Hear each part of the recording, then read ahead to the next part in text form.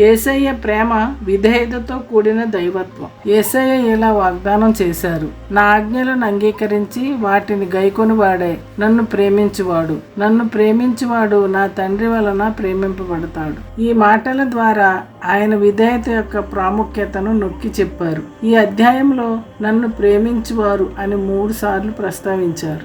యేసయ్య ఏమన్నారో అర్థం చేసుకోండి. ఒకడు నన్ను ప్రేమించినడల వాడు నా మాట గైకొనును, అప్పుడు నా తండ్రి వానిని ప్రేమించును, మేము వాని యొద్దకు వచ్చి వాని యొద్ద నివాసం చేతుము. ఇది దేవునికి మాత్రమే సాధ్యం. కాబట్టి యేసయ్యను మనం ప్రేమిద్దాం, ఆయన ఆజ్ఞలను గైకొందాం మరియు విధేయత కలిగి ఉందాం. శాశ్వతుడైన దేవుడు మనకు నివాస స్థలముగా ఉంటారు. ఆయన బాహువులు మనల్ని కాపాడుతాయి.